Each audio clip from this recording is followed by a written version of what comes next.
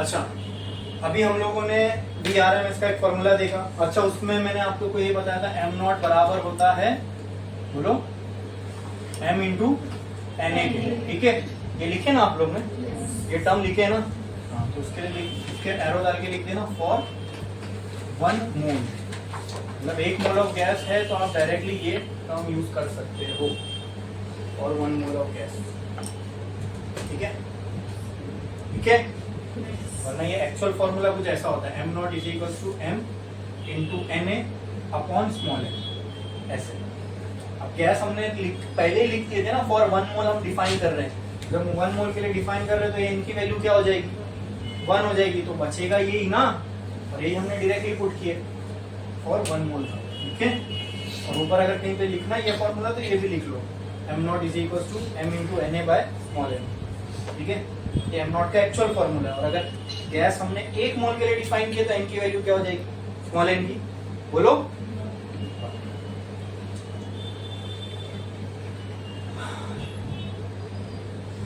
हो गया ये।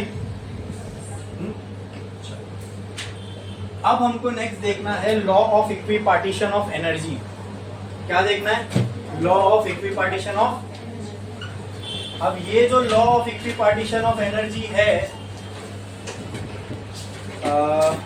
इसको समझने से पहले हम लोगों को डिग्री ऑफ फ्रीडम समझना पड़ेगा क्या है। और डिग्री ऑफ फ्रीडम समझने से पहले हमको ये समझना पड़ेगा कि गैस के अंदर जो एनर्जी होती है वो आती कहाँ से। गैस के अंदर जो एनर्जी होती है वो एक्चुअल में आती कहाँ से। तो हम लोग तो ये लगभग, मैं तो समझता हूँ 70-80% आप श्योर होंगे कि गैस के अंदर जो एनर्जी होती है वो एनर्जी कौन सी होती है, हाँ, काइनेटिक एनर्जी। कौन सी, काइनेटिक एनर्जी। बस ये बात ट्रू है, ये आप ऑलरेडी समझ चुके हैं, लेकिन इसको और थोड़ा और डिटेल में समझना है कि कैसे गैस के अंदर की एनर्जी सिर्फ और सिर्फ काइनेटिक एनर्जी होती है। ठीक है, कहीं पे मैंने एक कंटेनर लिया, उस कंटेनर के अंदर गैस, क्या है, गैस। अब गैस के अंदर जो भी एनर्जी है, क्या मैं उसको उसकी इंटरनल एनर्जी बोल सकता हूँ, हाँ। गैस के अंदर जो एनर्जी वो मुझे निकालना है, तो क्या उसके नाम में ही आ रहा है कि इट इज इनसाइड गैस, और गैस के अंदर जो मॉलिक्यूल होगी, एनर्जी होगी, क्या वो गैस के मॉलिक्यूल के पास होगी, उसी को क्या मैं गैस की इंटरनल एनर्जी बोल सकता हूँ। अरे बोलो, हाँ। तो ऐसा पहले लिखो, नोट करके लिखो, note.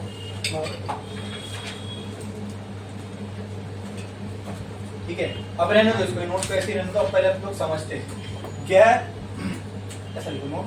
The energy possessed by molecule of gas is called as internal energy.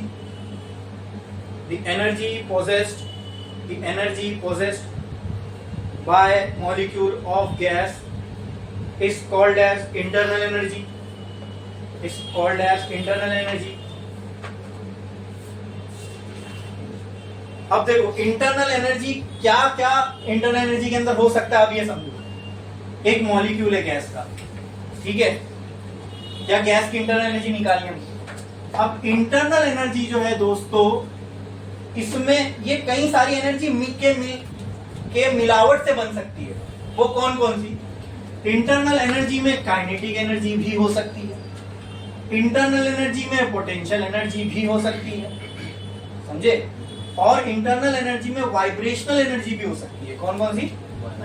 तो कहना है इंटरनल एनर्जी जो है किसी भी गैस की, ये बनेगी kinetic energy plus potential energy plus vibrational energy मिला के।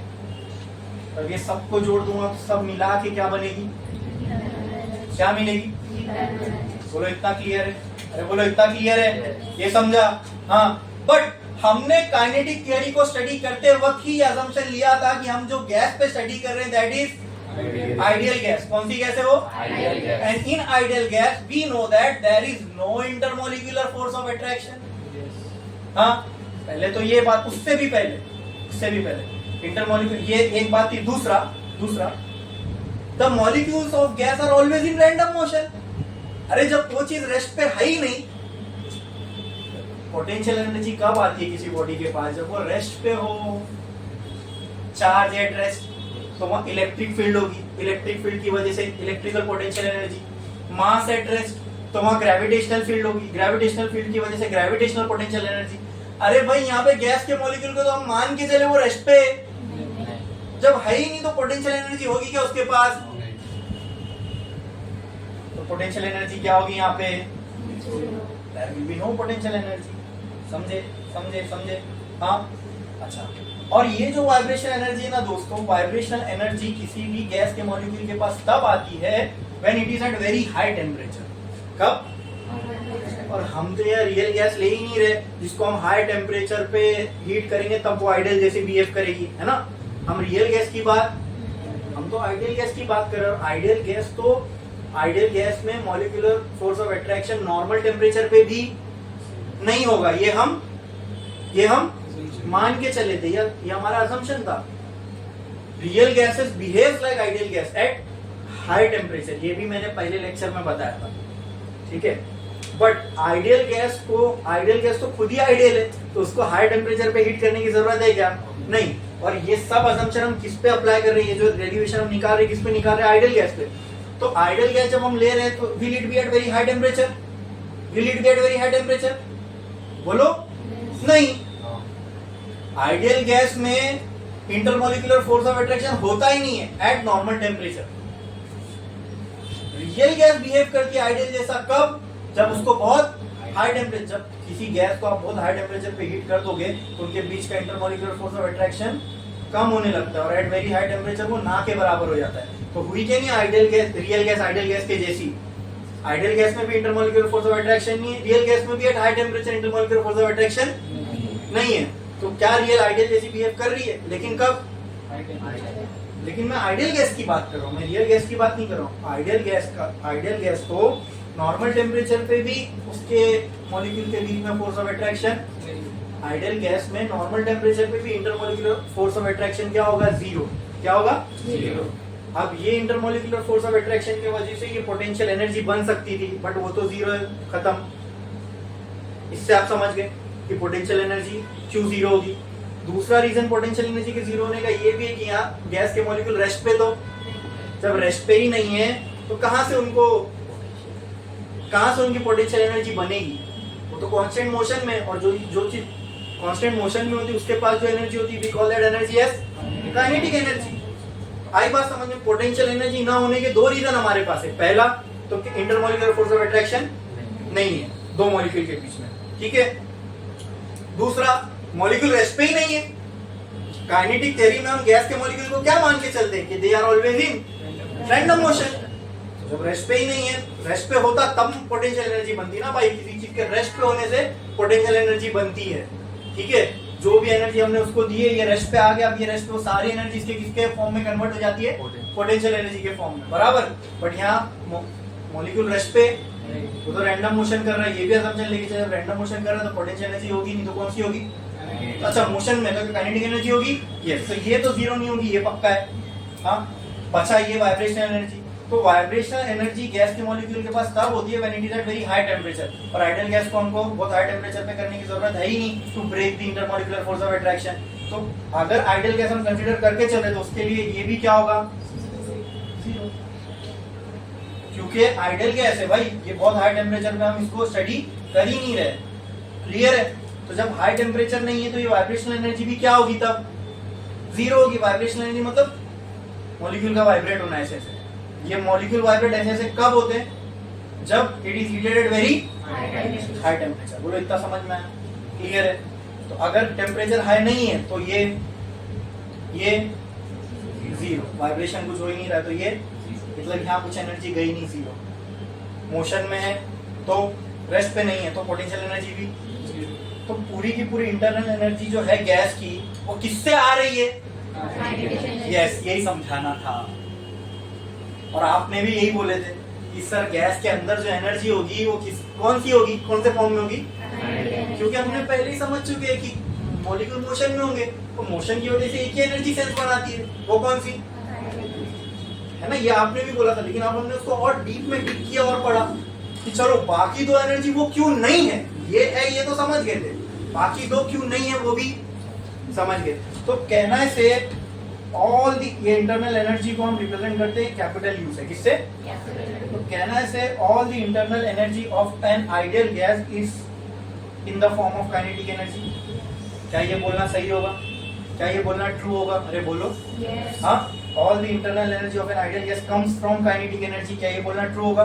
कि काइनेटिक एनर्जी बची जो इंटरनल एनर्जी को बना रही है। समझे कि नहीं समझे? समझे कि नहीं समझे? हमने नोट में क्या लिखा? The energy possessed by molecule of gas is called internal energy. एक लाइन छोड़ो, लिखो this internal energy can be a combination of kinetic energy,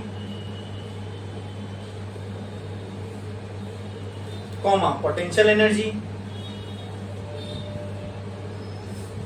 This internal energy can be a combination of kinetic energy, potential energy, vibrational energy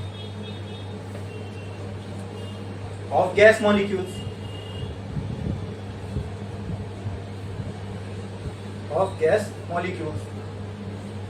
अब ये जो मैं आपको समझा रहा हूँ ना, उसी की सिस्टमेटिक नोट्स लिखा के दे रहा हूँ, ताकि आप जब सेल्फ स्टडी करो तो आपको एकदम क्लियरली ये समझ में आए।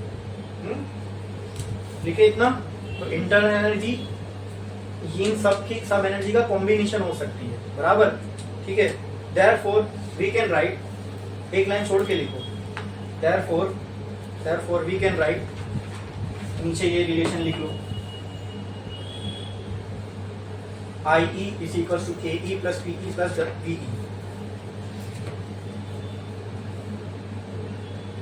Kinetic energy plus potential energy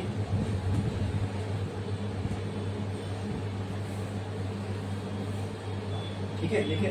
अब एक लाइन छोड़ो और लिखो, the molecule of there is no intermolecular force of attraction between molecules. There is no intermolecular force of attraction between molecules. There is no intermolecular force of attraction between molecules. And the molecules are not at rest. And the molecules are not at rest. Therefore,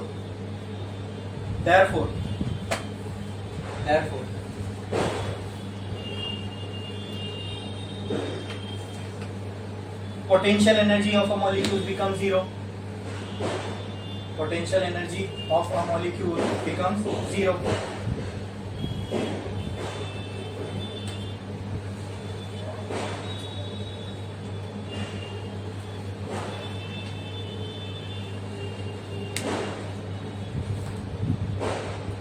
एक line छोड़ो और लिखो, ऐसी तो bullet point डाल देना। सब खाली समझने के लिए, जब आप सेल्फ स्टडी करो तो आपके समझ में आए कि हमने इक्विपार्टीशन पे जा रहे हैं लॉ पढ़ने के लिए, तो ये सब स्टेप से गुजर के गए हम। ठीक है, तो समझ में आना चाहिए। Next, in kinetic theory we assume the gas to be ideal. In kinetic theory, है ना, हम गैस को क्या मान के चलते? Ideal. In kinetic theory we assume the gas to be ideal.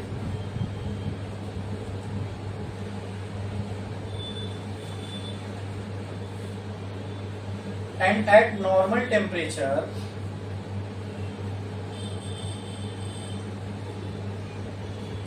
vibrational energy does not exist in ideal gas.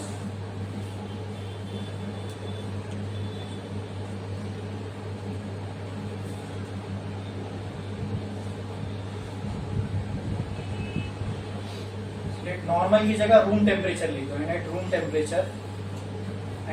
Temperature vibrational energy does not exist in ideal gas.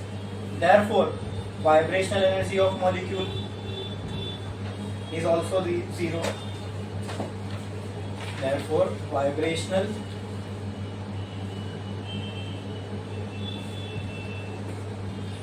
energy of molecules is also zero.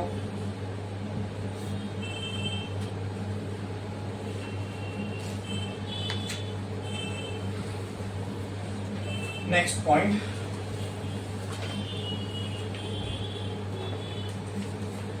we can say that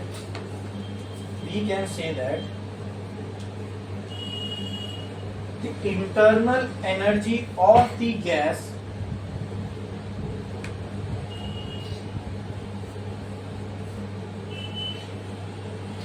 comes from kinetic energy of molecule, comes only, ऐसा लिखो, comes only from kinetic energy of molecules.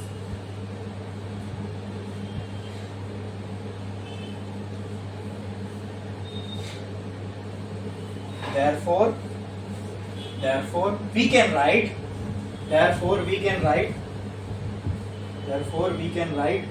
क्या मैं ऐसा लिख सकता हूँ? देखो, internal energy, इसको मैं U से रिप्रेजेंट कर रहा हूं, और यही U किसके बराबर होगा? Kinetic energy. इसको लिख लो.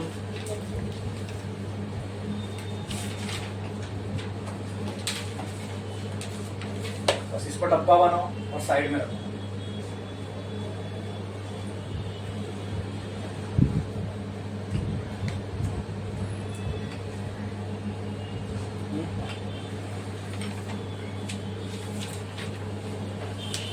अब हमको समझना है दोस्तों डिग्री ऑफ फ्रीडम क्या है.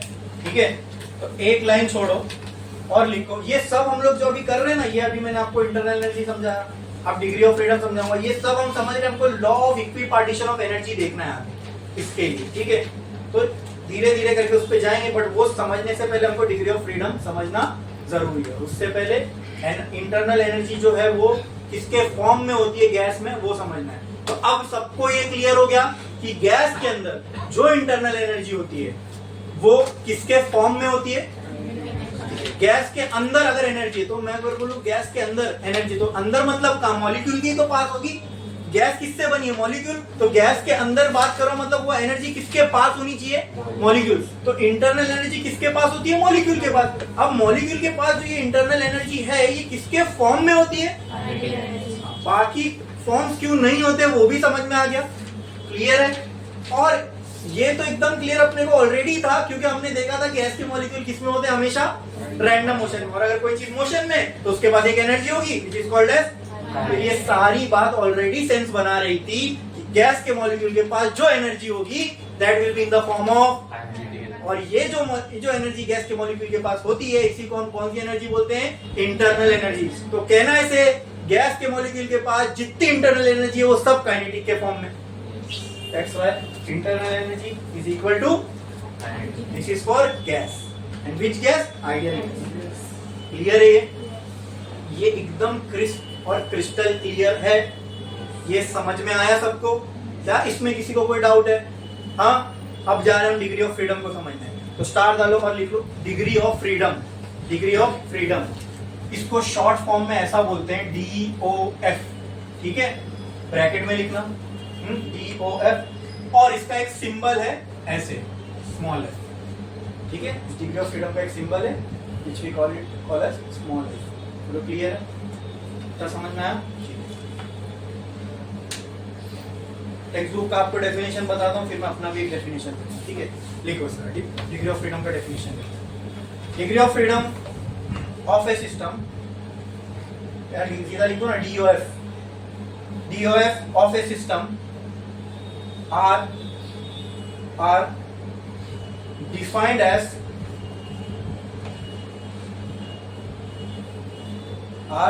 as total number of coordinates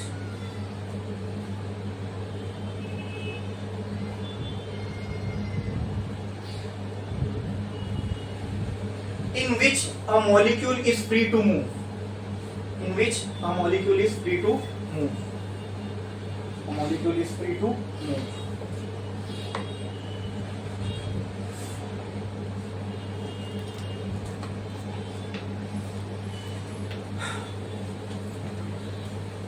degree of freedom का ये एक हमने डेफिनेशन लिखा. पहले इस डेफिनेशन से समझते हैं डिग्री ऑफ फ्रीडम है क्या.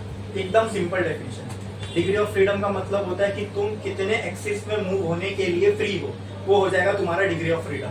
जैसे एग्जांपल अब मैं मेरे इससे समझूं, क्या मैं ऐसे मूव हो सकता हूँ? मतलब मैं एक्स में मूव हो सकता हूँ. ठीक है. क्या मैं वाई में मूव हो सकता हूँ? यस. क्या मैं जेड में मूव हो सकता हूँ? हो सकता हूँ ना, जंप करूंगा तो हो सकता हूँ. हाँ, ठीक है. तो मेरा डिग्री ऑफ फ्रीडम कितना हुआ? जितने कोऑर्डिनेट्स में मैं मूव कर सकता हूँ कितना हुआ? 3. ठीक है. अच्छा, क्या मैं ऐसे स्पिन भी कर सकता हूँ? हाँ, कहीं से रोटेट भी कर सकता हूँ? हाँ, तो वो स्पिन या रोटेट वाले को हम एक ही डिग्री ऑफ फ्रीडम मान के चलते हैं, वो एक, तो मेरा डिग्री ऑफ फ्रीडम कितना हो गया 4। ठीक है, अब लेट से ये स्पेस को मैंने बहुत छोटा कर दिया, इतना कर दिया कि ये एक दीवार मेरे यहाँ पे लग रही है और एक दीवार मेरे यहाँ पे लग रही है। ठीक है, अब क्या, अब मेरा डिग्री ऑफ फ्रीडम कितना होगा बताओ? क्या मैं x में मूव कर सकता हूँ? नहीं ना। y में कर सकता हूँ? z में? तो चलो रोटेशन वाला छोड़ दो, खाली यही बताओ मुझे। तो अब मेरा डिग्री ऑफ फ्रीडम कितना हुआ 2।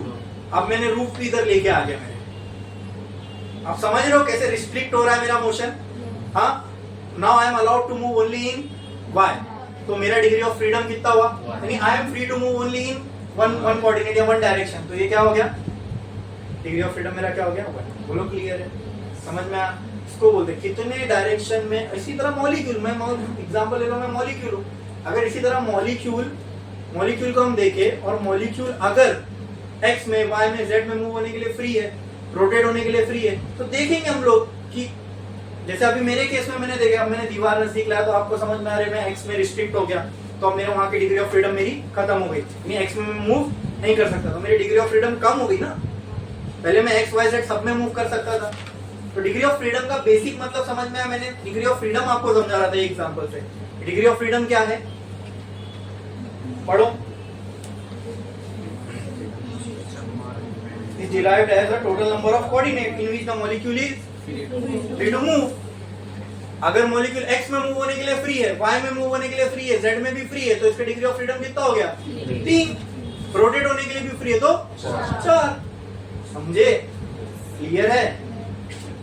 इसमें किसी को कोई डाउट है?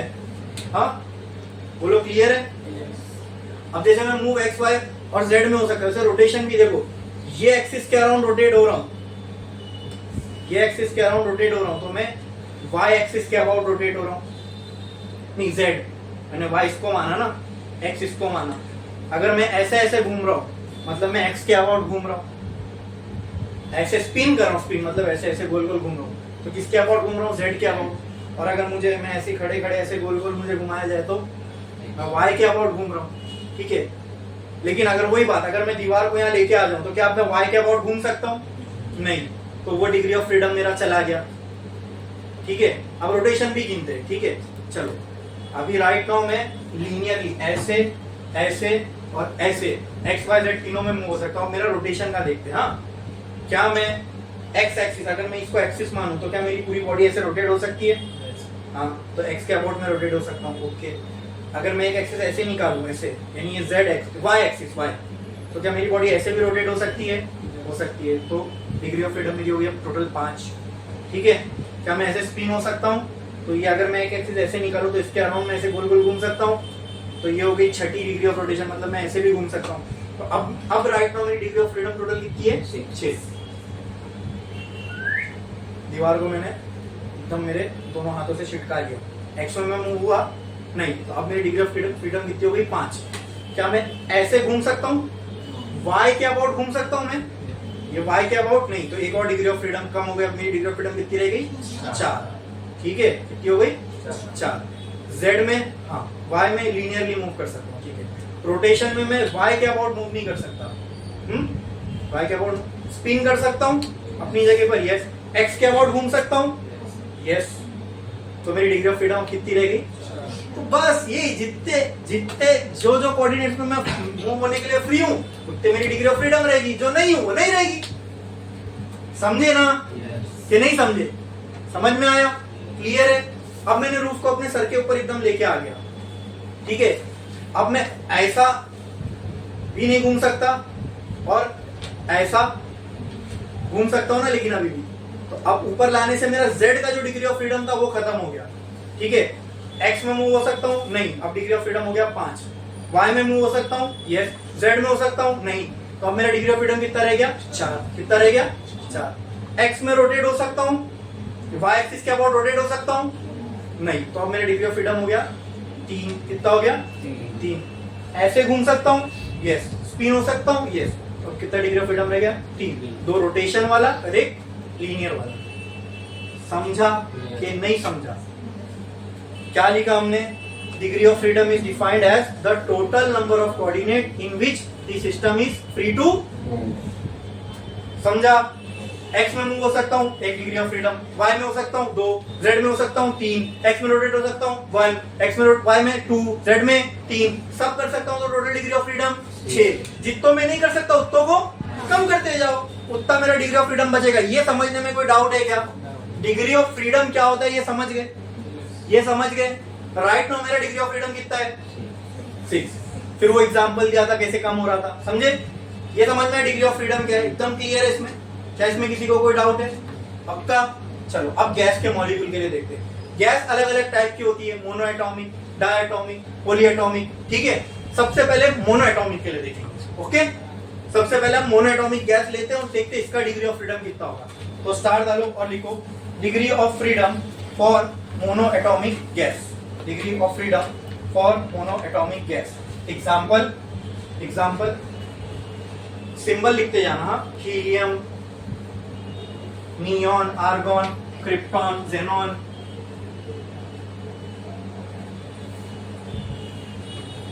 ये सब मोनो एटॉमिक गैस है। कैसी? बोलो, मोनो एटॉमिक गैस।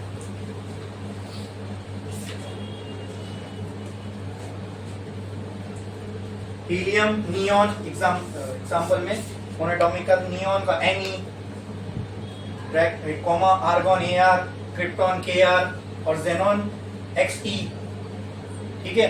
तो ये सारे एग्जाम्पल है मोनो एटॉमिक गैस के। अब मैंने एक लिया, मोनो एटॉमिक मतलब एक मॉलिक्यूल वाले, ठीक है? ये एक मॉलिक्यूल है, बराबर? क्या ऐसे समझ लो, ये एक मॉलिक्यूल है, ठीक है? ये मॉलिक्यूल क्या एक्स में जा सकता है? यस। क्या वाई में मूव हो सकता है? अच्छा, ये रैंडम मोशन करेगा ना, तो क्या इसकी एक वेलोसिटी होगी, बराबर? क्या वेलोसिटी एक्स में हो सकती है? यस। क्या वाई में हो सकती है?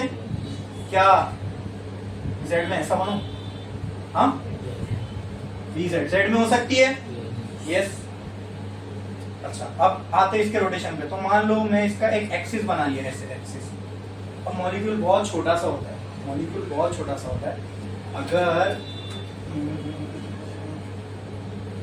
इसकी मुझे काइनेटिक एनर्जी निकालना है, मान लो जब ये रोटेट कर रहा है, लीनियर काइनेटिक एनर्जी कैसी निकलती है? Kinetic energy is equal to half mv²। ये हो गया तब जब मोशन लीनियर हो, तब जब मोशन रोटेशनल हो जाता है ना दोस्तों, तो काइनेटिक एनर्जी बराबर हो जाती है हाफ m की जगह पे आ जाता है I, और ये लीनियर वेलोसिटी ना, इसकी जगह आती है एंगुलर वेलोसिटी का स्क्वायर। कुछ नहीं, जो लीनियर में लीनियर के टर्म्स, तो एंगुलर मोशन में एंगुलर के टर्म, रोटेशनल मोशन भी एक तरह का एंगुलर मोशन है, बराबर? तो v की जगह क्या आ गया? ओमेगा। ये सब अभी मैंने पढ़ाया नहीं है, रोटेशनल मोशन में हम लोग पढ़ेंगे कि v की जगह ओमेगा क्यों आता है, m की जगह मोमेंट, इसको बोलते हैं मोमेंट ऑफ इनर्शिया। क्या बोलते हैं? अब मॉलिक्यूल को हम मान के चलते स्फेरिकल जैसा, कैसा है? तो इसका moment of inertia about centre, इसको हम मानते हैं I is equals to r omega square, ठीक है? नहीं, I is equals to mr square, ठीक है? तो अगर ये मॉलिक्यूल बहुत छोटा है और ये अपने एक्सिस के अराउंड मूव कर रहा है, उसमें r की वैल्यू बहुत छोटी होगी, ना के बराबर। ये r बहुत छोटा होगा और छोटी चीज का स्क्वायर करो तो और छोटा आता है, यानी ये नियरली इक्वल टू, इसका जो I आएगा नियरली इक्वल टू क्या होगा? 0। और इसके लिए हम इसके रोटेशनल, हम ये मान के चलते हैं कि इसके अंदर कोई, ये जो स्पिन मोशन हो रहा है, रोटेशनल मोशन हो रहा है, ये निग्लिजिबल है, ना के बराबर। तो इसको हम क्या कंसीडर करते हैं? 0। क्या? तो x में भी 0 होगा, y से नापूंगा तो, अरे वहां भी तो r छोटा ही मिलेगा ना, वो भी 0। यहाँ v, ये लो काइनेटिक एनर्जी अगर मुझे x के लिए निकालना है तो half I omega x square, y से निकालना है तो हाफ I ओमेगा, तो y की तरफ भी रेडियस इसका अलग होगा क्या? अरे भाई स्फीयर है, स्फीयर की एक्सिस, अगर ये एक स्फीयर है, ये हो गई x एक्सिस, ये y एक्सिस, ये z एक्सिस, r तो हर एक्सिस पे सेम ही होगा। हाँ, अगर एक एक्सिस पे r बहुत छोटा है तो हर एक्सिस पे छोटा ही आएगा ना, निग्लिजिबल। तो मुझे बताओ, एक अगर ये मॉलिक्यूल है तो उसके डिग्री ऑफ फ्रीडम कितने हो सकते हैं मोनो एटॉमिक मॉलिक्यूल के लिए? बोलो। 6। 3 लीनियर वाले और 3 रोटेशनल वाले। स्पिन वाले अपनी एक्स नहीं खुद ही ऐसा गोल गोल गोल घूम रहा होगा, एक्स में भी घूम सकता है, एक्स में भी घूम सकता है, वाई में भी घूम सकता है, जेड में भी घूम सकता है, बराबर। लेकिन अभी तो मैंने बताया कि अगर चलो ठीक है ठीक है ठीक है, तो इसका degree of freedom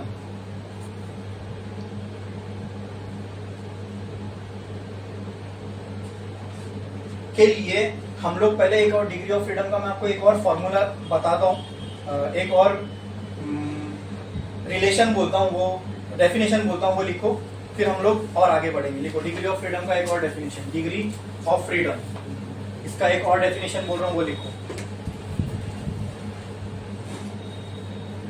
degree of freedom, degree of freedom, it is defined as the number of independent terms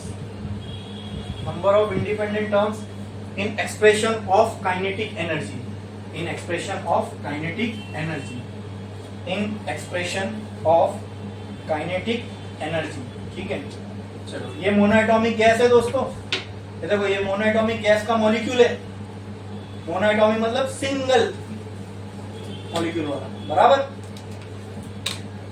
तो डिग्री ऑफ फ्रीडम को एक और तरीके से डिफाइन किया जा सकता है, क्या? Number of independent terms in kinetic energy. तो चलो इसके काइनेटिक एनर्जी का फॉर्मूला बनाते हैं, बनाओ। काइनेटिक एनर्जी, काइनेटिक एनर्जी क्या होती है? Half M V square. लेकिन वेलोसिटी के तो तीन कंपोनेंट हो सकते हैं, एक एक्स में, एक वाई में और एक जेड में। किसमें? तो हाफ एम, एक्स वाले तीन कंपोनेंट कौन कौन से होंगे? V X square plus half M V Y square plus half M V Z square. बोलो ये क्लियर है क्या?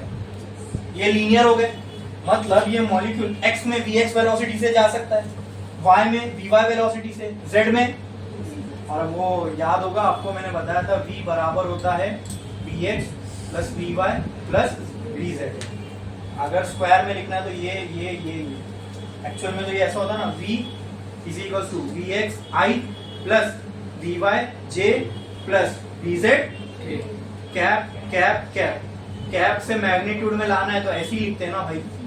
हाँ, अब v तीन हिस्से में बटी है, x में, y में और z, तो मैं तीनों को अलग अलग लिख रहा हूँ।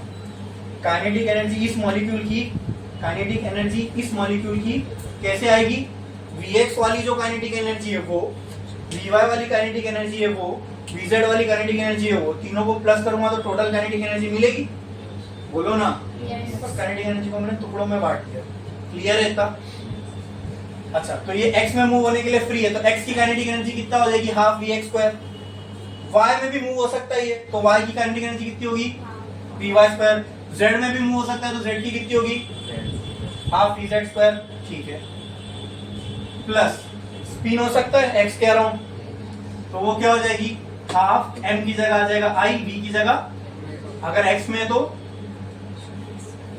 x कह रहा हूं सर, स्पिन हो सकता है, हाँ, plus half I omega Y square, मतलब y के अराउंड ऐसे ऐसे गोल घूम सकता है, yes, plus half I omega Z square ऐसे ऐसे घूम सकता है। लेकिन मैंने अभी आपको बताया ना, स्फीयर के लिए i का जो फॉर्मूला है that is M R square. ठीक है, ये r मॉलिक्यूल के लिए बहुत छोटा है, उसका स्क्वायर करोगे तो और छोटे वैल्यू आएगी। मतलब ये जो i है, since r is very very very very small, therefore I is nearly equal to, बोल सकता हूं r is very small, तो I is nearly equal to 0। तो r इसमें भी आएगा, इसमें भी आएगा, इसमें भी आएगा, तो ये भी 0, ये भी 0, ये भी 0। क्लियर है इतना? अरे बोलो, समझा कि नहीं समझा? रोटेशनल डिग्री ऑफ फ्रीडम्स क्यों 0 हुए मोनोएटॉमिक के लिए, ये समझा कि नहीं समझा? समझा कि नहीं समझा? समझा कि नहीं समझा? बोलो। ठीक है, तो अब कितने टर्म्स बच रहे हैं? यानी ये x में रोटेट हो सकता है नहीं, y में रोटेट हो सकता है, z में रोटेट हो सकता है, तो कितने डिग्री ऑफ फ्रीडम बचे इसके? कहना है इसकी f की वैल्यू 3 होगी मोनोएटॉमिक के लिए। For monoatomic gas degree of freedom is 3, degree of freedom is 3।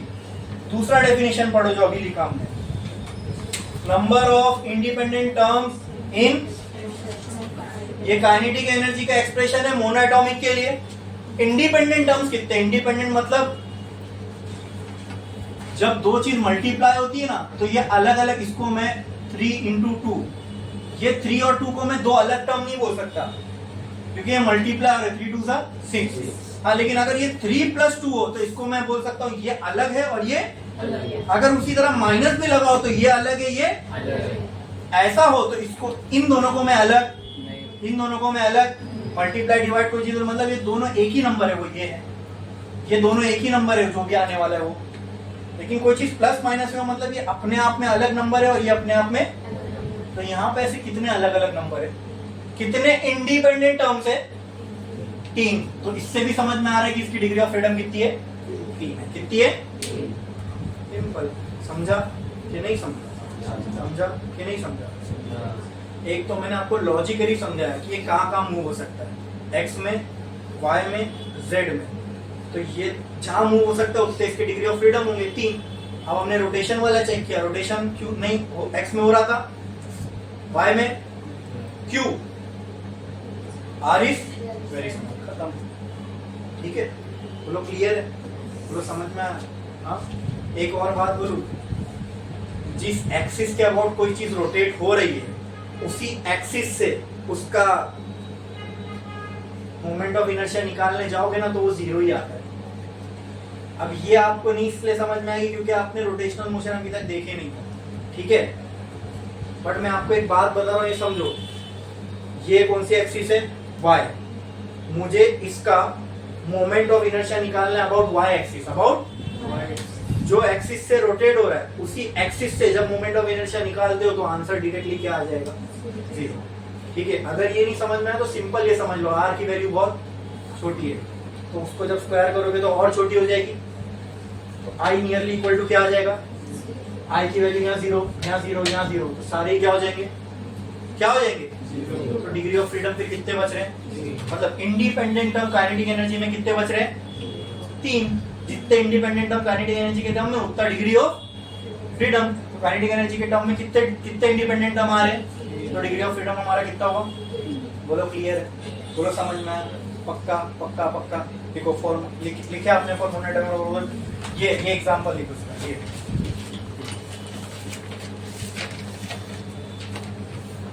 नीचे एग्जांपल लिखो।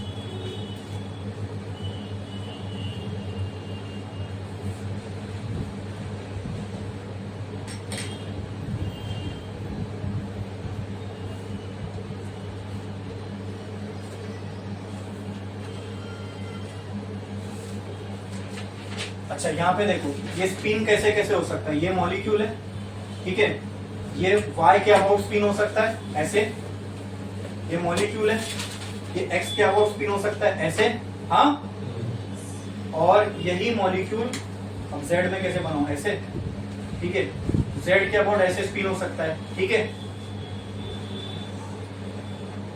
ये भी बना लो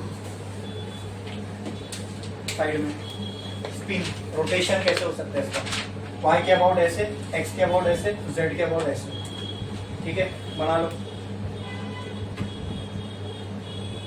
बना लो।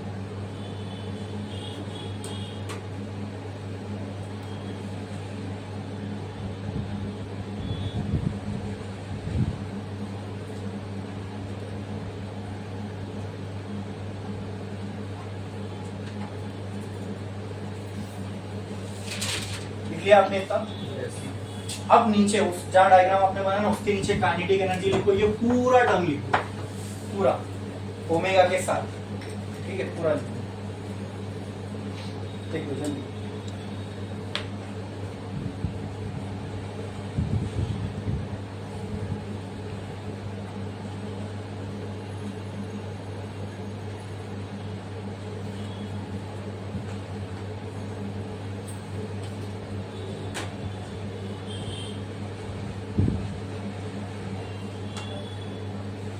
देखो इसका आर चेक करना है इसका, तो कैसे चेक करूंगा मैं? देखो यहाँ वाई के अबाउट ये रोटेट हो रहा है, तो उसको ऊपर से देखो तो आर बहुत छोटा दिखेगा। एक्स के अबाउट रोटेशन देखना है तो मेरे को यहाँ से देखना पड़ेगा, सॉरी साइड से, यहाँ साइड से देखूंगा ऐसे ऐसे, तो आर अभी भी बहुत छोटा है। जेड मतलब सामने से देखूंगा ऐसे ऐसे घूम रहा है, तो अभी भी आर बहुत छोटा है। समझ में? ठीक है, तो इससे हम समझ सकते हैं। पहले ये लिख लो पूरा काम, लिख लिए?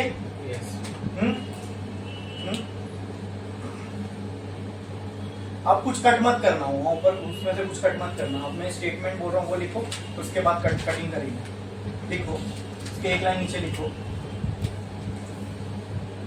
Since the value of R small R, value of small R लिखो वहां पे, और उसको इन्वर्टेड कॉमा में रखो ऐसा।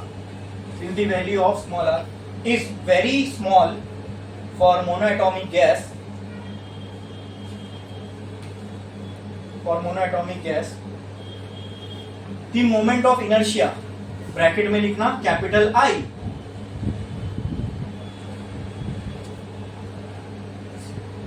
the moment of inertia bracket में लिखना capital I is nearly equal to 0, is nearly equal to 0 about all axes, about all axes. Therefore नीचे लिखो therefore, और ये आप लिख लो पूरा, ये पूरा लिखो जिसमें से ये तीनों कट रहेंगे।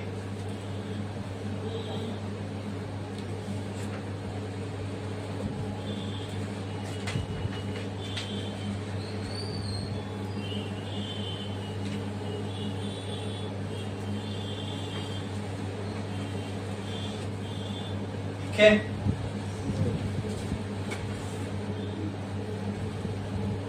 रोटेशनल वाले तीनों को क्या कर दो, एरो डाल के 0। फिर उसके नीचे लिखो kinetic energy will be equal to half M D X square, क्या बचेगा वो लिख दो नीचे, प्लस हाफ एम, बोलो D Y square plus half M, अरे बोलो ना, यही तीनों बचेगा। कैंसल होने के बाद तीनों टर्म को कैंसिल करो और नीचे जो बचेगा वो लिखो।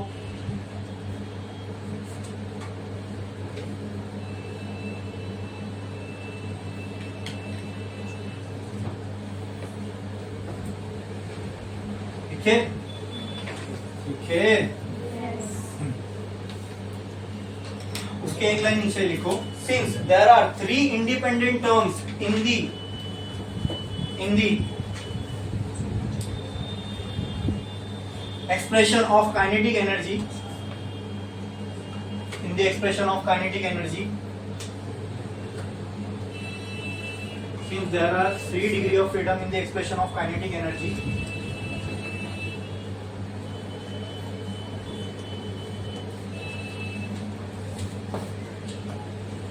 degree of freedom DOF for monoatomic gas is equals to 3। एक लाइन नीचे लिख दो, डिग्री ऑफ फ्रीडम या फिर DOF for monoatomic gas equal to 3 क्यों लिखे? Because there are 3 independent terms in expression of kinetic energy. तो मोनोएटॉमिक गैस के लिए दोस्तों डिग्री ऑफ फ्रीडम कितना आता है? कितना आता है? क्यों? वो समझ में आया? वो समझ में आया? ठीक है, next diatomic gas. Diatomic gas,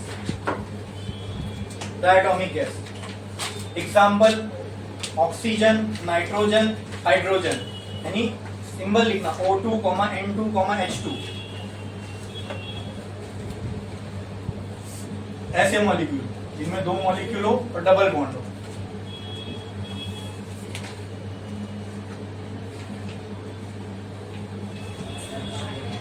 चलो इनका चेक करें डिग्री ऑफ फ्रीडम। हाँ चलो आओ देखते हैं। ये O2 का मॉलिक्यूल है। क्या अगर मैं इसको यहाँ सेंटर से मान लो ये एक्स एक्सिस निकाल दूं, ये मैंने बना लिया इसकी एक्स एक्सिस, ये मैंने बना लिया इसके लिए वाई एक्सिस, समझ रहे हो ना? और ये मैंने बना लिया इसके लिए सेट एक्स। क्या ये x में मूव हो सकता है? हाँ, क्या ये y में मूव हो सकता है? क्या ये z में मूव हो सकता है? ठीक है, ठीक है। अब ये सेंटर के अबाउट इसको रोटेट करवाएंगे। हाँ, ये सेंटर को देखना, इसके अबाउट उसको रोटेट करवाएंगे। ऐसे ऐसे घूम सकता है, क्योंकि देखो मास इधर है, जहां मॉलिक्यूल वहां मास, बराबर। हम जो r नापते हैं वो सेंटर से मास तक के लिए नापते हैं, तो क्या यहाँ r ज्यादा होगा? अब ये मॉलिक्यूल का r नहीं है ना, ये यहां से लेके यहां तक है। पहले देखो, अगर ये मॉलिक्यूल था तो पहले r सिर्फ इतना सा था, अब ये r नहीं है, अब ये आ रही है। समझ रहा है? समझ रहा है? तो r अब छोटा होगा क्या? Very good. x के अबाउट ये गोल गोल घूम सकता है ऐसे, तो कितने डिग्री ऑफ फ्रीडम हो गए? कितने हो गए? 4। x की y देखते हैं, y x नहीं, ये y के अबाउट घूम रहा था। पहले x को दे, चलो y के अबाउट घूम सकता है। z को देखो, z ऐसे, तो ये ऐसे ऐसे भी घूम सकता है। हाँ, r की वैल्यू अच्छी खासी होगी ना, इतनी होगी, बराबर बराबर। x के अबाउट घूम सकता है ऐसे। सोचो, यहां था, जब ऐसा घूम रहा था मतलब ये y एक्सिस के अराउंड घूम रहा है, ऐसे घूम रहा था। ऐसे घूमेगा तो z के अराउंड। अब मैं क्या बोल रहा हूं, ये रोटेशन नहीं, ऐसे स्पिन कर रहा है। और जब मैं साइड से देखूंगा तो क्या मुझे ये लाइन, ये सेंटर तो एक के ऊपर एक आ रहे हैं, क्या यहाँ r की वैल्यू बहुत ज्यादा होगी? सोच के बताओ, होगी? नहीं होगी ना। r will be nearly equal to, नहीं, r will be very small, therefore I will be equal to, nearly equal to, मतलब इसका x के अराउंड रोटेशनल होगा क्या? होगा क्या? तो इसके काइनेटिक एनर्जी का फॉर्मूला कैसा आएगा बताओ? इसका काइनेटिक एनर्जी का कैसा आएगा बताओ? Half m vx square plus half m vy square plus half m vz square plus half i omega x square plus half i omega y square plus half i omega z square. तो इसमें से क्या zero होगा? x वाला zero. तो इसके kinetic energy के term में, काइनेटिक एनर्जी के एक्सप्रेशन में कितने इंडिपेंडेंट टर्म बैठेंगे? 5। तो इसका डिग्री ऑफ फ्रीडम कितना हो गया? 5। ये हमने फॉर्मूले से भी समझे और लॉजिकली भी समझे। लीनियर में कोई प्रॉब्लम ही नहीं, लीनियर में तीनों डायरेक्शन में जा सकता है, तो ये तो 3 पक्के हो गए। बात आई रोटेशन की। रोटेशन में यहाँ पे r ज्यादा था, ठीक है, y में इसमें भी r ज्यादा था, ऊपर से देखो तो भी r अच्छा खासा है, साइड से देखो तो भी r अच्छा खासा है, लेकिन जब x में से देख रहा हूँ तो सेंटर और एक्सिस दोनों एक ही लाइन में आ रहे है ना। तो यहाँ पे r की जो वैल्यू है वो बहुत ही निग्लिजिबल है, क्या दिख ही नहीं रहा है ना फर्क। यहाँ ऊपर से देखूंगा तो सेंटर और इसके सेंटर के बीच में फर्क दिख रहा है, साइड से देखूंगा तो यहाँ और यहाँ इसके बीच में फर्क दिख रहा है, साइड यहाँ से देखूंगा तो थोड़ी ना मुझे ये और एक्सिस अलग दिखेगी, एक ही पॉइंट दिखेगा ना दोनों, समझे। तो यहाँ r कुछ है क्या? नहीं। जब r बहुत छोटा है तो उसकी वजह से i की वैल्यू भी ना के बराबर हो जाएगी, which is nearly equal to 0। तो ये पूरा टर्म क्या हो जाएगा? 0। मतलब x के अराउंड ये रोटेट स्पिन नहीं हो सकता। तो कितने टर्म्स बचे या कितने डिग्री ऑफ फ्रीडम? वही 5। कितने टर्म्स आ रहे काइनेटिक एनर्जी के टर्म में? इंडिपेंडेंट 5। तो इसका डिग्री ऑफ डायटोमिक का डिग्री ऑफ फ्रीडम कितना हुआ? 5। खत्म, लिख लो।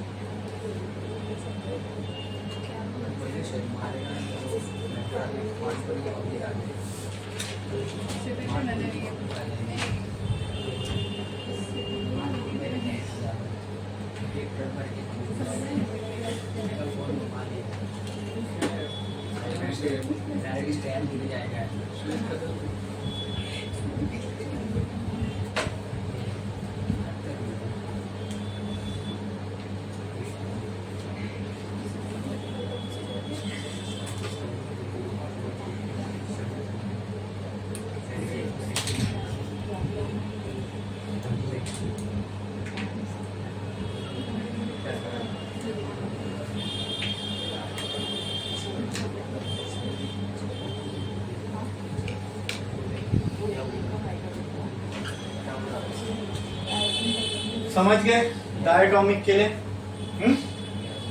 वो स्पिन वाला भी समझ में आ गया ना कि साइड में बना के बताऊं? एक्स वाई जेड में ये एक्स में ये लीनियरली मूव हो सकता है, वाई में भी और जेड में भी। स्पिन का कैसा रहेगा? ये हो गई कौन सी वाली एक्सिस? वाई। वाई के अराउंड ये ऐसे घूम सकता है, फिर जेड जेड जेड ये वाली जेड ऐसे निकलेगी, जेड के अराउंड भी ये ऐसे घूम सकता है। हाँ, ये आर हो जाएगा, यहाँ पे ये आर हो जाएगा, देखो ये आर हो जाएगा। समझे? समझे? अब एक्स में क्या प्रॉब्लम होगी?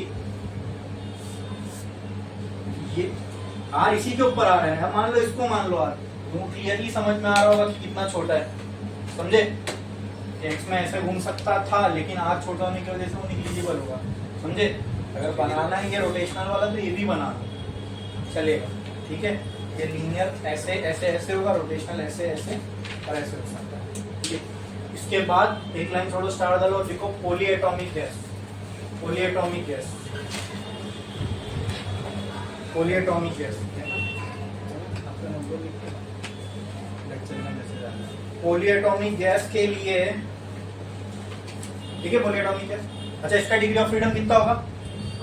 लिखे, लिख दिए ना, degree of freedom for diatomic gas equals to 5। Polyatomic gas example लिखो, SO3 NO2 NH2 NH2। अब इसमें थोड़ी सी दिक्कत होती है, मैं आपको बताऊंगा। देखिए,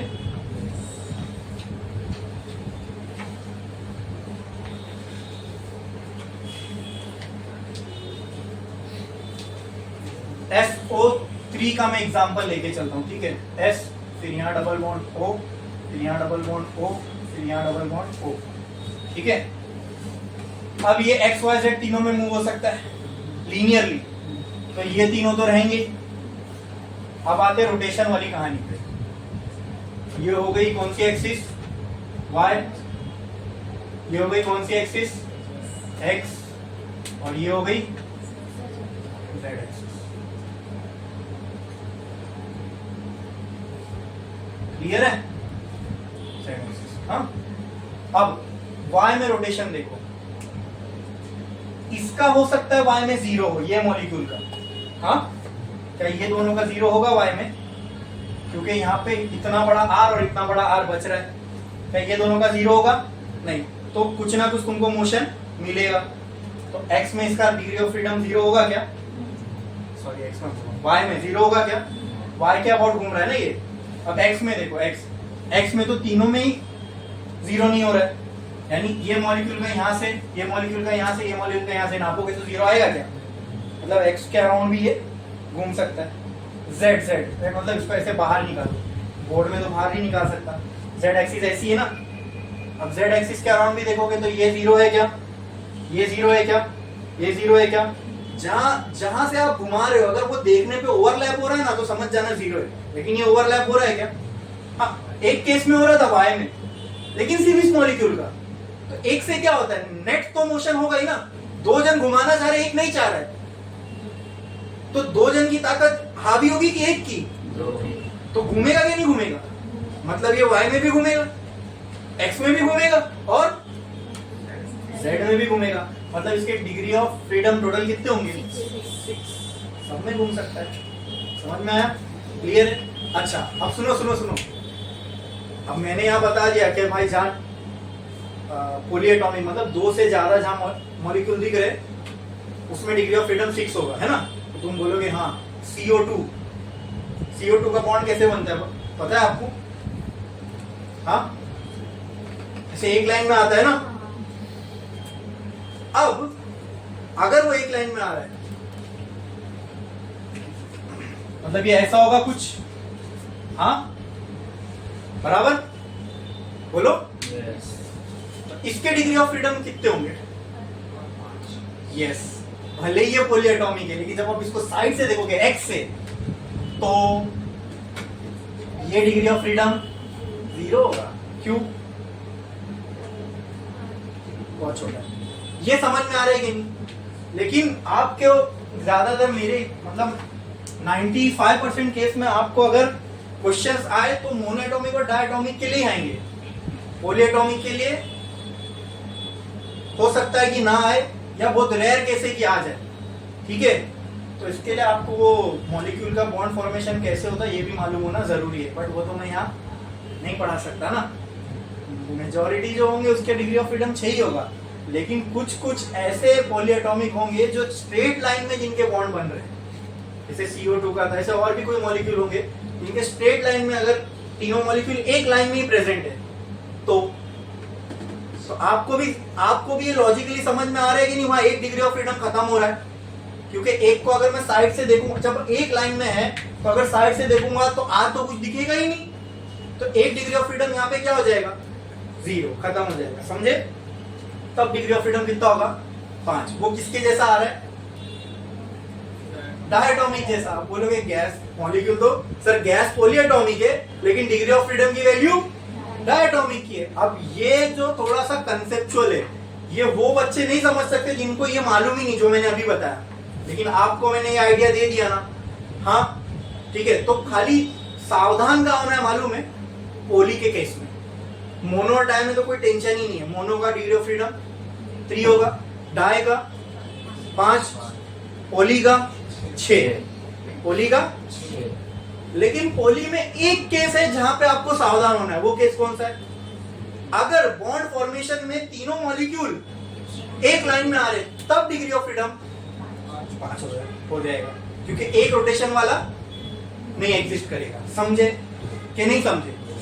ये एकदम क्लियर है। बहुत बारीक चीज थी ना ये, बहुत बारीक चीज थी ना ये, लेकिन गलती इधर ही होती है। मैं बोला ना, यही ना, ये जो मैं आपको हमेशा ये छोटी छोटी बातें बताता हूँ ना, यही जो है बहुत अच्छे बच्चों को एवरेज वाले बच्चों से अलग करती है।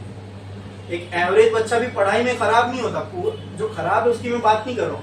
एक एवरेज बच्चा भी पढ़ाई में खराब नहीं होता, उसको समझ में सब आता है। लेकिन एक एवरेज और एक टॉपर में फर्क यही इन चीजों का होता है जो मैं ये बता रहा हूँ ना, छोटी छोटी चीजें। अब एक एवरेज बच्चा पॉलीएटॉमिक में कार्बन डाइऑक्साइड अगर आ रहा है तो उसके लिए डिग्री ऑफ फ्रीडम 6 लिख के कैलकुलेशन करके आएगा तो गलत हो जाएगा।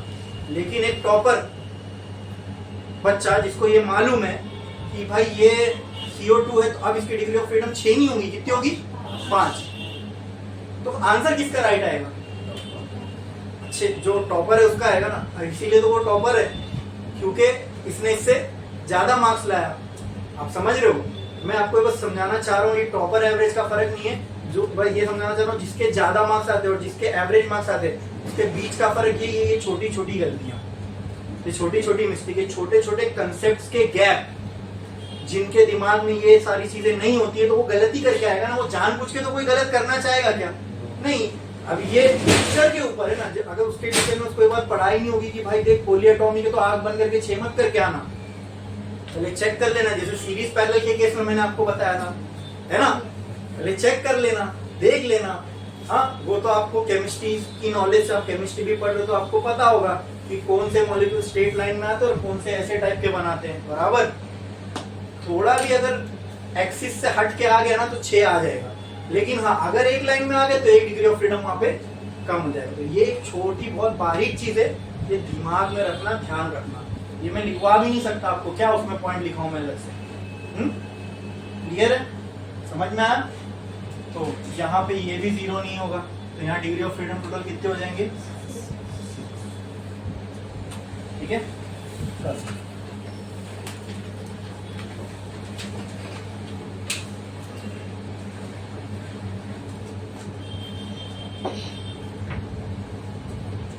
CO2 में 2 से ज्यादा ही मॉलिक्यूल है ना, तो वो पॉलीएटॉमिक हो गया, डाई तो रहेगा नहीं। अरे बोलो, अब वो पॉलीएटॉमिक हो गया तो फिर अपने को उसके बॉन्ड फॉर्मेशन से समझना पड़ेगा कि कैसा इसका हिसाब किताब रहेगा।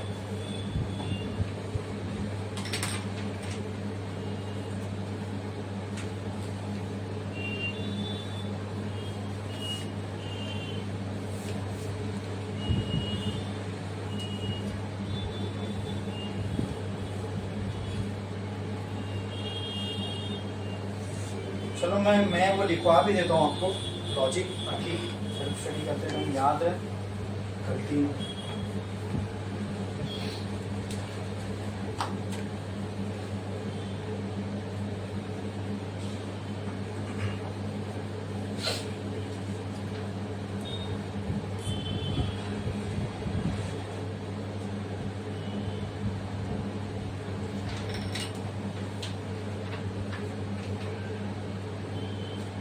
बहुत डिटेल में मैं आपको पढ़ा रहा हूँ ये डिग्री ऑफ फ्रीडम और इंटरनल एनर्जी, इक्वे पार्टीशन, बहुत डिटेल में देख रहे हो आप लोग। ठीक है, लिख लिए? इसका डिग्री ऑफ फ्रीडम कितना आएगा? नीचे एक लाइन छोड़ो, लिखो for polyatomic gases if for polyatomic gases, if the molecules of gases are in a straight line, or polyatomic gases, if molecule of gases are in a straight line, then one of the rotational degree of freedom becomes 0. Then one of the rotational degree of freedom becomes 0. At that time, then one of the rotational degree of freedom becomes 0. At that time, the degree of freedom for polyatomic gas will be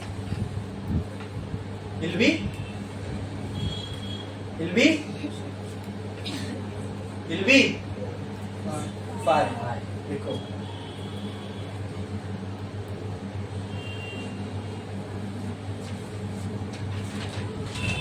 अच्छा, अब इसके अंदर मैंने एक चीज तो बिल्कुल ही consider नहीं किया था, वो है वाइब्रेशनल डिग्री ऑफ फ्रीडम। क्या? क्यों नहीं कंसीडर किया? क्योंकि ये आइडियल गैस है, इसको हम हाई टेम्परेचर पे स्टडी नहीं कर रहे। लेकिन अगर इफ क्वेश्चन में अगर ऐसा दिया कि the gas is heated at very high temperature, तो आप बिना बोले समझ लेना वहां वाइब्रेशनल डिग्री ऑफ फ्रीडम होगा, वो छुपा के दिया है। ठीक है, तो कुछ नहीं करने का, वाइब्रेशन और डिग्री ऑफ फ्रीडम के लिए खाली हम 2 ऐड करेंगे सारे डिग्री ऑफ फ्रीडम में। अगर मोनोएटॉमिक गैस है उसमें वाइब्रेशन भी हो रहा है तो 5, डायटोमिक है विद वाइब्रेशन, और पॉलीएटॉमिक विद वाइब्रेशन। ठीक है, तो कुछ मत करो, बस ये लिख लो, एक लाइन छोड़ो। Degree of freedom of various gases with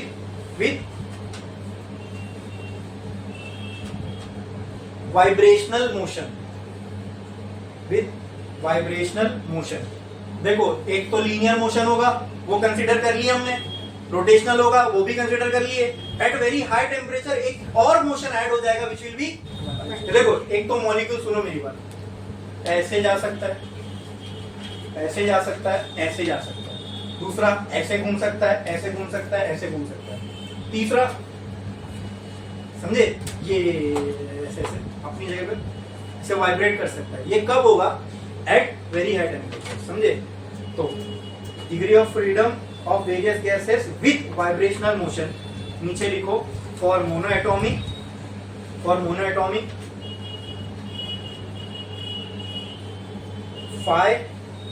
3 था ना, फॉर मोनोएटॉमिक 3 + 2 = 5, फॉर डायटोमिक 5 + 2 = 7, मतलब ये जो 2 2 है ये क्या है? For polyatomic 6 + 2 = 8। नीचे एक लाइन छोड़ के लिखो, here 2 represents vibrational degree of freedom, here 2 represents vibrational degree of freedom. Vibrational degree of freedom कितने होंगे? 2।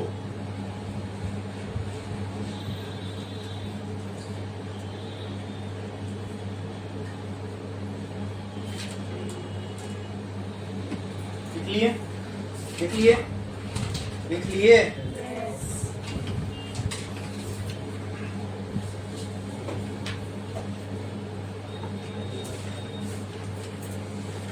नेक्स्ट लिखो, एक लाइन छोड़ो, लिखो law of equipartition of energy, law of equipartition of energy, law of equipartition of energy. अब ये law क्या state करता है पहले ये देखते हैं, फिर यही लॉ को हम हर गैस पे अप्लाई करेंगे, ठीक है? देखो law of equipartition of energy, law of equipartition of energy. It states that, ये लॉ क्या बोलता है वो लिखो पहले। It states that the average kinetic energy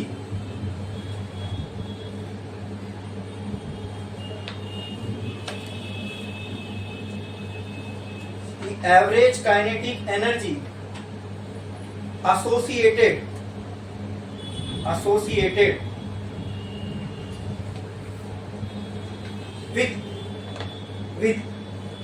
with each molecule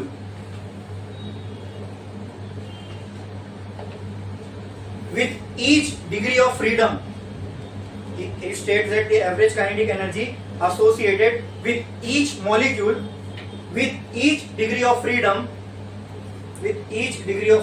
is 1/2 kT, is 1/2 kT, is 1/2 kT। ठीक है इतना? अब चलो इसको समझते हैं, law of equipartition of energy क्या होता है। अच्छा, इसके नीचे एक लाइन छोड़ो और लिखो law of equipartition of energy for monoatomic gas, law of equipartition of energy for monoatomic gas, for monoatomic gas.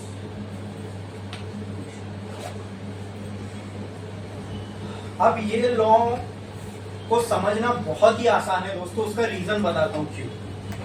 इसके नाम में ही सब कुछ है, law of equipartition. Law of मतलब ये लॉ क्या करेगा? इक्वल पार्टीशन करेगा। आगे दिया हुआ है किसका equal partition? Of simple, of energy, of energy.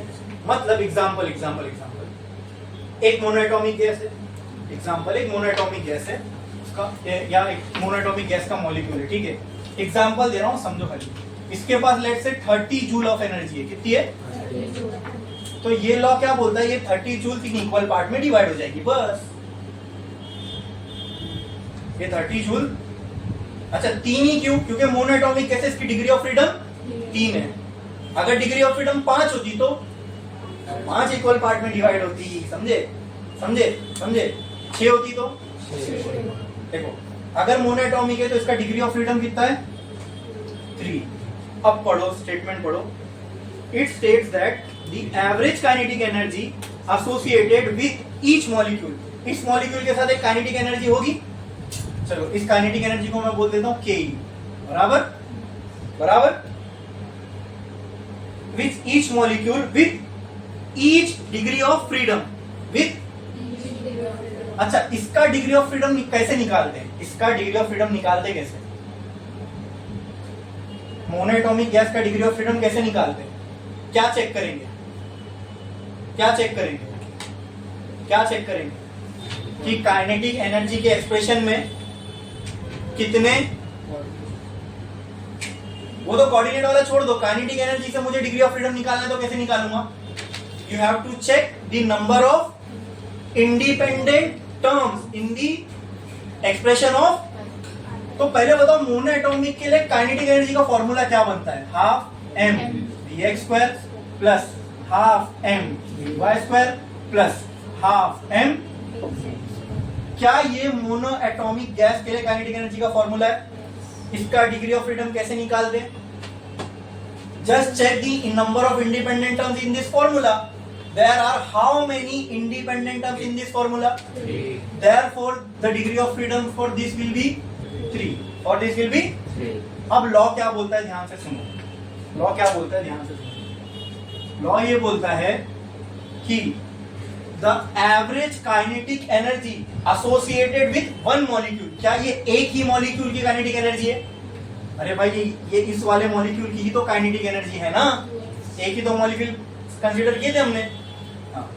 The average kinetic energy of a molecule associated with, it states that the average kinetic energy associated with each molecule with each degree of freedom. एक molecule और हर एक degree of freedom, यानी एक degree of freedom में इसकी इतनी kinetic energy है, दूसरे में इतनी है, तीसरे में, और ये तीनों भी किसके बराबर होंगे? किसके बराबर होंगे बोल रहे हैं? मतलब क्या मैं बोल सकता हूं 1/2 mvx² बराबर हो गया 1/2 kT के. 1/2 mvy² this will be equal to 1/2 kT. कहना से 1/2 mvz² will be equal to 1/2 kT. देखो kinetic energy associated with one, kinetic energy associated with each molecule with each degree of freedom. क्या हर molecule के एक एक degree of freedom के पास इतनी kinetic energy है? तो ये kinetic energy law of equipartition के हिसाब से किसके बराबर होगी? Will be equal to kT. बस हर एक सिंपल है. अगर मान लो इस मॉलिक्यूल के पास 30 जूल एनर्जी है तो लॉ ऑफ इक्विपार्टीशन बोलता है कि जितने डिग्री ऑफ फ्रीडम है उतने में डिवाइड हो जाएगी. अगर 30 है तो हर डिग्री ऑफ फ्रीडम में कितनी होगी? 10 10 10. समझे? तो अब वो 30 को हटा के लॉ ऑफ इक्विपार्टीशन ने एक वैल्यू खुद ही दे दिया कि तीनों इक्वल है, और वो इक्वल जैसे अभी हमने 10 10 10 बोले, तो लॉ ऑफ इक्विपार्टीशन के हिसाब से वो इक्वल वैल्यू कितनी है? 1/2 kT 1/2 kT 1/2 kT. तो क्या इन तीनों की जगह उठा के मैं ये लिख सकता हूं? तो कहना है kinetic energy will be equal to 1/2 kT plus 1/2 kT plus 1/2 kT. एक चॉकलेट, दो चॉकलेट, तीन चॉकलेट सब सेम है, तो कितने 1/2 kT है इधर? 3 1/2 3 इंटू 1/2 ऐसा लिख सकता हूं मैं. Total 3 1/2 kT. तो क्या मैं बोल सकता हूं kinetic energy will be equal to 3/2 kT. समझे?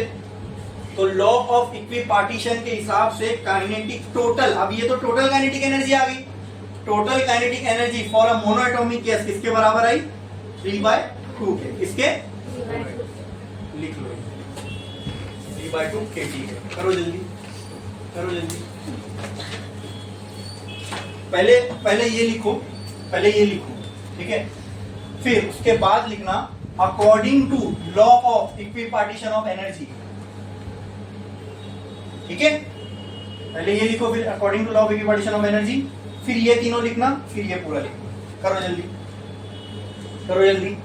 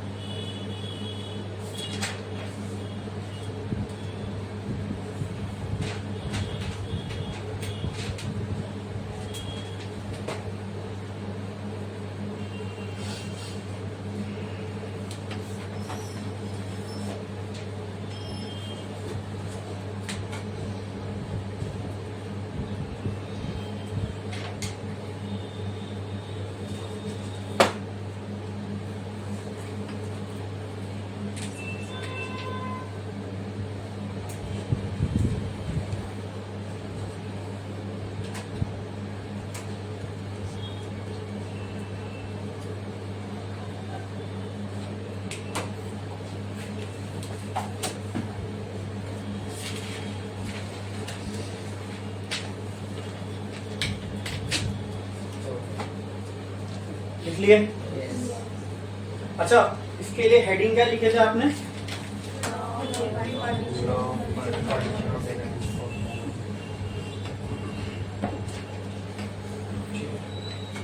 अब जहां काइनेटिक एनर्जी लिखे ना उसके नीचे एक लाइन छोड़ो, लिखो internal energy of mono atomic gas. Internal energy of mono atomic gas. Internal energy of mono atomic gas. मुझे आप बताओ, जो भी गैस हो उसमें जो इंटरनल एनर्जी होती है, अगर वो निकालना है तो वो किसके बराबर होगी? Very good, very good, kinetic energy. और हमको तो काइनेटिक एनर्जी कितनी आई मोनो एटॉमिक के लिए? तो क्या मैं बोल सकता हूँ मोनो एटॉमिक की इंटरनल एनर्जी ही 3/2 kT होगी?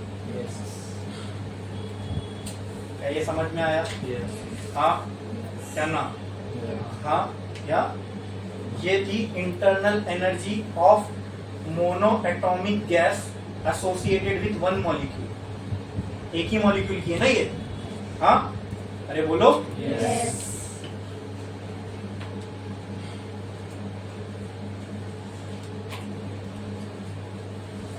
तो इसको मैं लिख सकता हूँ, ये लिखे आपने, इसको एरो बना और लिखो टोटल इंटरनल एनर्जी। लिखो total internal energy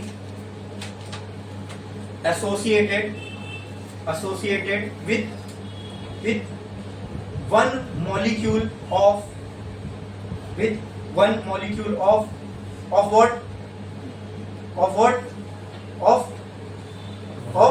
mono atomic gas.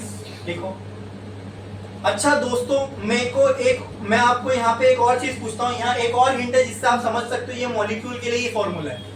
ये जो इंटरनल एनर्जी का फॉर्मूला है, this is for molecule, in terms of molecule. कैसे समझे? kT, very good.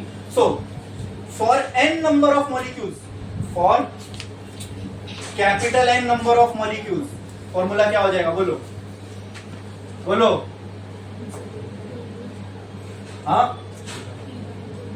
U will be equal to capital N into 3/2 kT। खत्म, कर लो कर लो।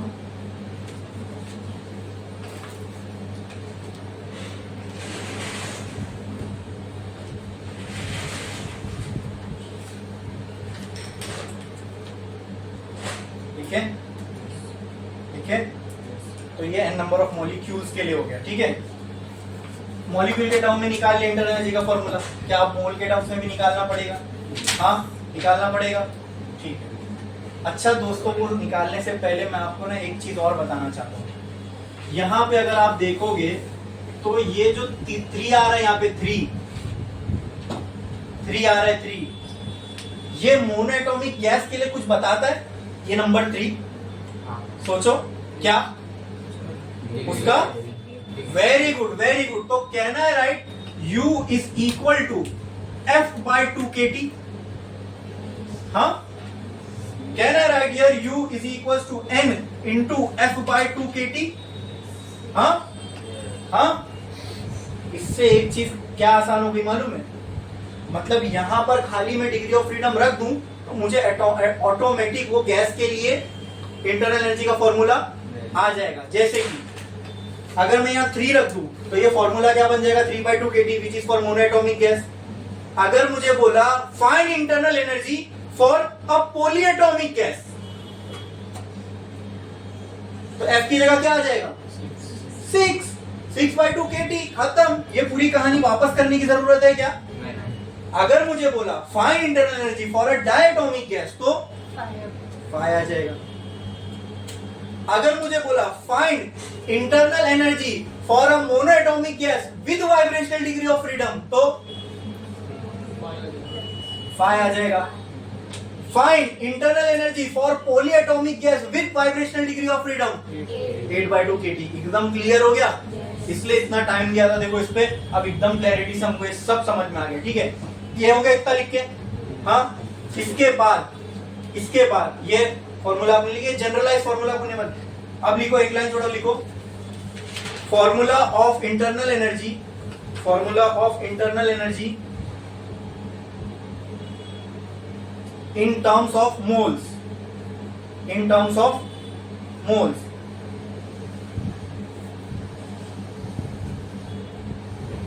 Internal energy for monoatomic gas in terms of moles, ऐसा लिखो, for monoatomic gas in terms of moles, in terms of moles. तो मुझे आप बताओ, मैं उसके नीचे आप ये फॉर्मूला लिख दो, U is equal to 3/2 kT, ठीक है, ठीक है, या यही वाला लिख लो, N इंटू 3/2 kT, यही अपन ने लास्ट निकाले ना, तो लिखो for 1 mole N will be equal to, एक मोल के लिए N किसके बराबर हो जाता है, एक मोल के लिए capital N number of molecule किसके बराबर हो जाते हैं, एवोगैड्रो नंबर के बराबर, तो N will be equal to Na। तो ये फॉर्मूला क्या बन जाएगा, Na इंटू 3/2 kT बराबर, यहां देखो लिखो मत, U will be equal to 3/2 into Na into K into T। अब बोलो इसकी जगह पे क्या लिख सकता हूं, R, हमको ये अब बराबर है Na into K will be equal to R, तो U will be equal to 3/2 RT। This is for 1 mole, this formula is for, arrow डाल के लिखना, for n number of moles, formula क्या हो जाएगा, U is equal to n into 3/2, ये किसके लिए दोस्तों, मोनोएटॉमिक के लिए इन टर्म्स ऑफ मोल। अगर आपको बोलता पॉलीएटॉमिक के लिए इन टर्म्स ऑफ मोल फॉर्मूला निकालो, तो फॉर्मूला क्या हो जाता, n इंटू 6/8, ठीक है। आपको अगर बोलता find internal energy for monoatomic gas in terms of mole with vibrational degree of freedom, n 5/2, समझे। अब कुछ भी कॉम्बिनेशन होने दो, अपने को सब आ जाएगा। अपन ने समंदर में तैरना सीख लीजिए, अब इसमें से कुछ भी आए अपन सब कर सकते हैं, ठीक है। कर लो करिए, जल्दी जल्दी जल्दी।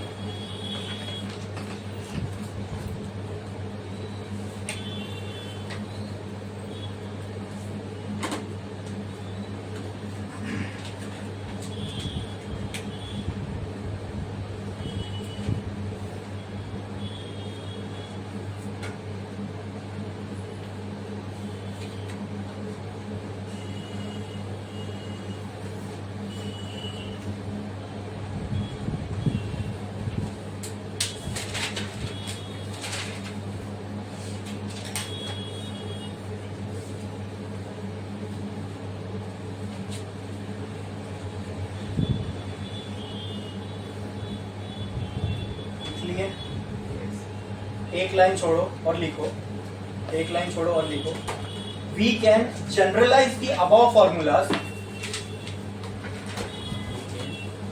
We can generalise the above formulas to find internal energy of various gases, we can generalise the above formulas to find internal energy of various gases. तो तुमको ये फॉर्मूला याद करने की जरूरत है क्या, नहीं, ठीक है। यहां लिख दो U is equal to N into F/2 kT, ये डब्बा, फिर U is equal to small n into F/2 RT, ठीक है, in terms of number of molecules, arrow डाल के in terms of number of moles. इतना सिस्टमैटिक वे में तुमको नोट्स बना के कोई नहीं देने वाला, ठीक है।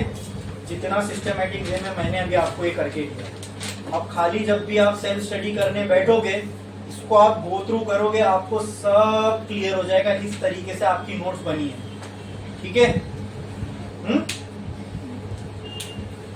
समझ में आया?